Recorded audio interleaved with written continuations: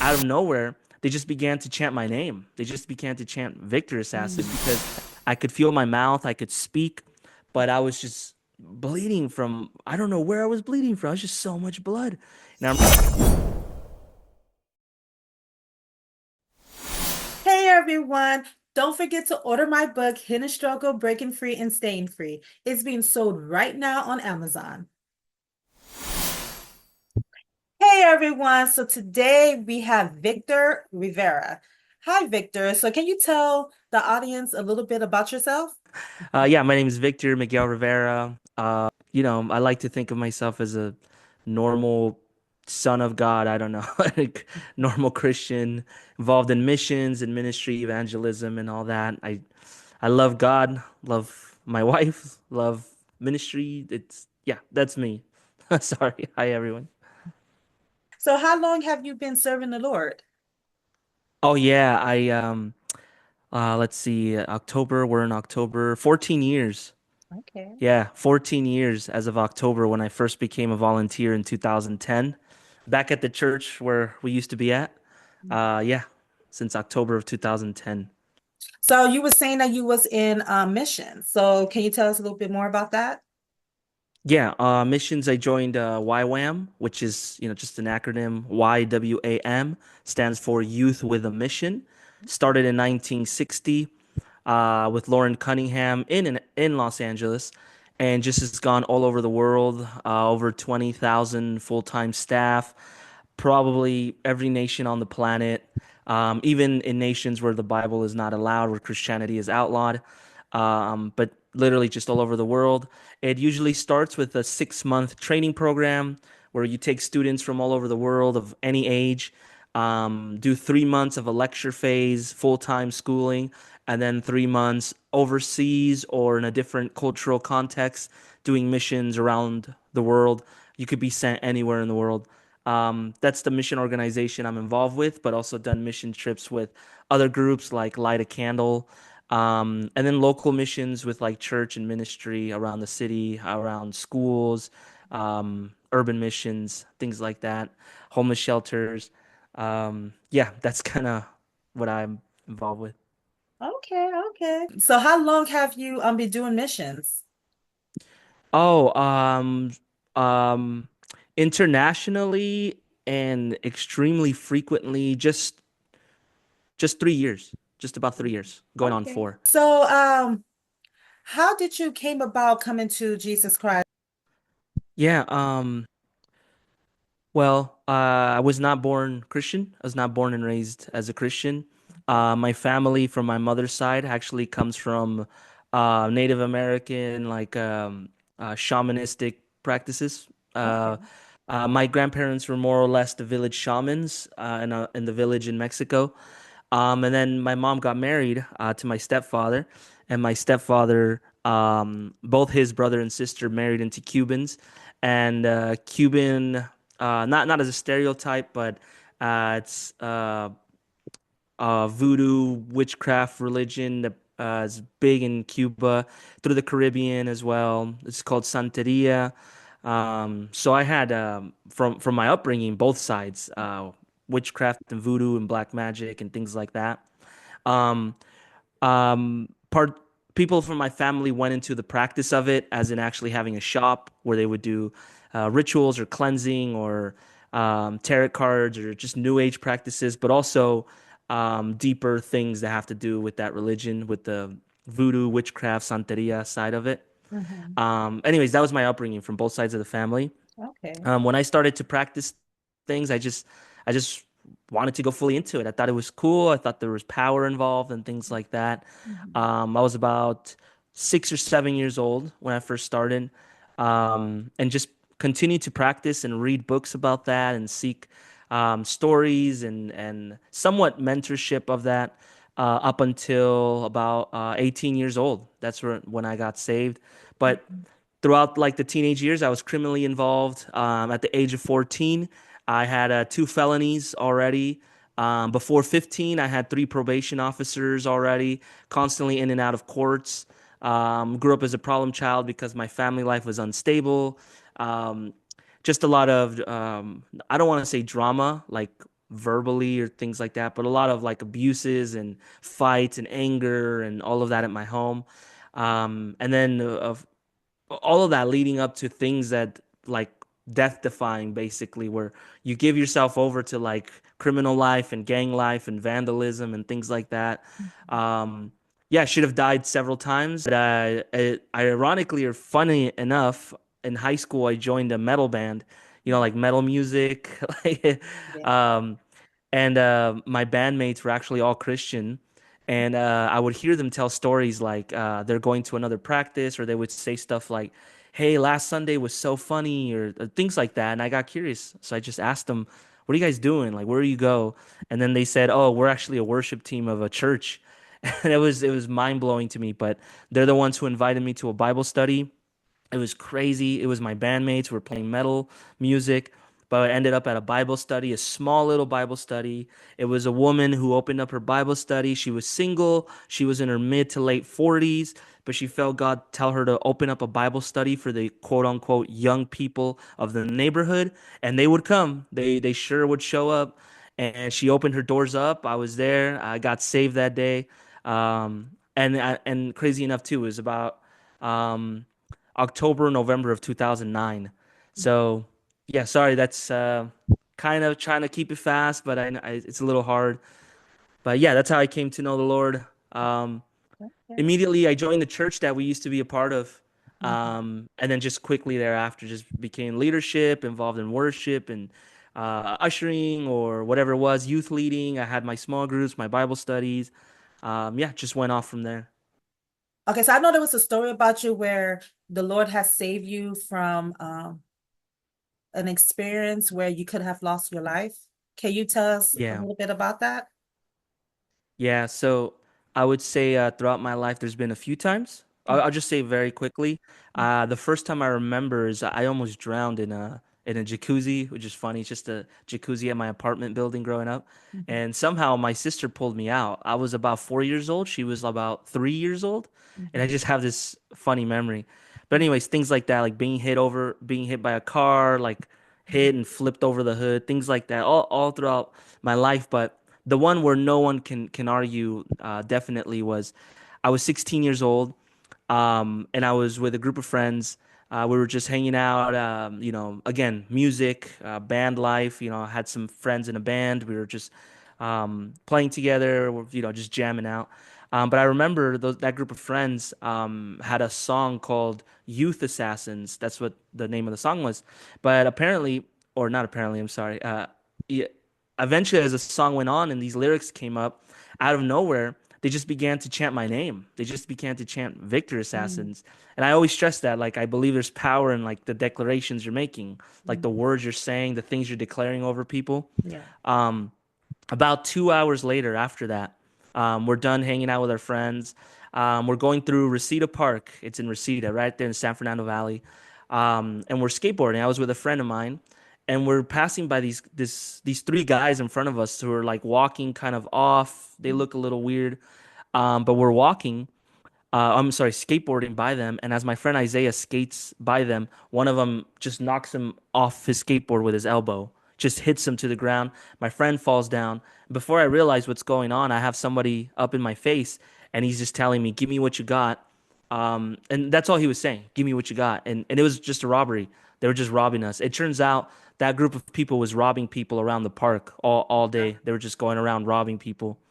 And I chose to fight, which you should never do. The detectives that I spoke to and the police officers after all this, they said, do never fight. Just give them what you got. It's not worth your life. But Mhm. anyways, I chose to fight this guy off. Only thing I remember is that he would fight weird. To me, his movements were a little strange, but we're just fighting. And the last hit, I remember I saw his fist almost like in slow motion, and his Mhm. fist came up and he hit my throat, and then he backed off. When he hit my throat and he backed off, I don't know why he backed off. And then I remember looking at his people that were robbing us, and one of the guy had a baseball bat with him, and I remember looking at him and just being like, "What are you gonna do?" Like I was just filled with adrenaline, like I just wanted. It was like fight or flight, and I was in fight mode. But I remember my friend and those three guys, so all of them, they just stared at me, and their jaws almost just like dropped. They were just like, just looking at me. All of them had their mouth open, their Mm. jaws were dropped. And I remember I felt the warmest sensation throughout my body. I just felt like tingles, like a warm blanket. And Mm. then as I looked down, I put my hands on my chest and I looked at my hands, and my hands were just covered in blood. They were just full of blood. And the guy I was fighting, that's when he shouts out, "You better call the cops or he's gonna die." He just shouted that, and him and his friends ran off. They just ran off into the park. And I remember I looked over at my friend and I'm like, what? I'm just bleeding like so much. And I tell him, "Yo, go get a cell phone from someone. I don't know, go run somewhere." And he did. He just took off. And when that happened, I was confused because I could feel my mouth, I could speak, but I was just bleeding from, I don't know where I was bleeding from. It was just so much blood. And I remember walking, and eventually, if you're in the medical field, you know that if you lose enough blood, certain body parts, organs shut down that are quote unquote unnecessary. So the first thing that went down was my eyesight. So I lost my eyes, and I remember I couldn't see my hand in front of my face. I was literally waving my hand in front of my face, and I passed out on the grass. Um, my friend shows back up. He's got a cell phone with him. He's got this family that he found at the park, and I'm just like, "What is going on?" He called the ambulance. The ambulance showed up. Ambulance started working on me right there at the park. And my exact words to the paramedic, I said, dude, did I get stabbed?" I don't know how I knew that. I was just like, dude, did I get stabbed? And then he said, yeah, you have a finger length gash wound on your throat. So it turns out the guy that I was fighting, which I perceived, like I picked it up. I was like, his movements are weird. So it turns out he was just like slashing me with a knife, and I didn't know. So I Mm. had a few cuts all over my body, but the only place where I got a scars are right by my wrist. I have a scar, and then on my throat, which is like, um, well, for the people viewing, you can see it. If Mhm. this is an audio format, you can't really see it, but I have about a finger length gash wound on my throat, or Mhm. scar on my throat. Mhm. Um, so uh, the only thing I remember was being in the ambulance, and I kept telling myself, "Do not die, do not die, do not die," because even though I was 16 years old, I knew that if I were to die, I would spend eternity separated from God. Like I Mhm. just knew it, and I was laying down in the ambulance in that hospital, that gurney or whatever it is. Um, the stretcher. And I remember thinking, I'm only 16, but I know I've lived a life of wickedness. So has my family. Nobody knows about Jesus, any of that. The only person I can think of was Jesus. And even though I was 16, I said, I don't know Jesus. Like, I better not die. Like, do not die. Anyways, I wake up at Northridge Hospital. I was released 4 days later. I was released October 4th. Mhm. Um, and I remember that the doctors were like, they gave me a trophy because I survived. Like Mm. they just gave me a trophy that this is for your speedy recovery. They're just like, yeah, here you go. But the doctors told me I should have bled to death, that amount of blood. It's just everything worked out. The ambulance were just down the street. I was at Reseda Park. The ambulance came out of Northridge Hospital, just like a few miles down the road. Easy access, Reseda Boulevard coming up. There, everything was just lined up perfectly. Mhm. Literally considered a miracle. It is a miracle. But yeah, God just chose to save me. I wasn't saved. I didn't know him. I wasn't looking for him, and I was only 16 years old. But that's the one that people can't really argue against. Like all of that is medically verified. There's Mhm. documentation with it, eyewitnesses. It was crazy, crazy experience, definitely. So, what were you thinking at the moment when you realized that you was bleeding? Like when you realized that Yeah. you was stabbed, like what were you thinking? Yeah, it was a lot of confusion because I was just high on adrenaline then. I was Mm. just like, because I didn't feel it. I didn't feel it like, the adrenaline is just going, but having like a warm blanket, a warm sensation, like all over my body. I could feel like tingles, like it was tingly, it was warm. I felt pretty good actually, like a warm blanket, but it's Mm. literally just your blood. It's just but I remember a lot of confusion because I was like, okay, so I'm bleeding. Where am I bleeding from? I did not know. But Did you in feel like any pain or anything? no, Mm. no. Okay. After let me see. After it has to be, I don't know, because it happened so fast, but it did take a few minutes for the ambulance to show up. Mm-hmm. Um, I started to feel like a throbbing or something, kind of like a stinging, because like my adrenaline was calming down. So it Mm-hmm. felt only like stinging. And then I thought, oh, I must be stabbed. But so much confusion because there's no blood on my face and my mouth is clean. I can talk. There's no blood coming out of my mouth. Mm-hmm. At first, I thought that the guy had punched me really hard and Mm-hmm. somehow I'm just bleeding from my mouth. But that wasn't the case. So I was just like really confused. I was like, what could have happened? But then after a while, when I started to feel like stinging on Mm-hmm. my throat, that's when I was like, oh, maybe I got stabbed. But I just there's not a lot of time to think. You're really not thinking. Mm-hmm. Moment I was hearing you were saying that you knew if you would have died right there, you would not have gone to heaven. Yeah. You didn't really knew the Lord, but because of your friends and everyone was ministering to you, you felt like God was calling you. Yeah, I would say that. Mhm. Definitely. Um, I would encourage people, maybe you're not saved and you're watching this, or you could be saved and you're currently ministering to people that are not saved. Um, for the unsaved people, be aware of the clues that God is bringing you. My mom came over. I was born and raised in Los Angeles, but she took us to Mexico for the first 4 years of my life, about 3 or 4, and we came back to America. And my mom, before she married my stepfather, she was single mom, living with family members. But there was a woman across the street, and I've known these people my entire life, who was Christian, and she would give my mom groceries and food, clothing, just ministering to her in that way, and evangelize, just being a good witness for years and years and years. Well, when I got stabbed at 16, I was with her son. I'd Mm, known him my whole life. He was with me. If he had not called the ambulance, I would have died.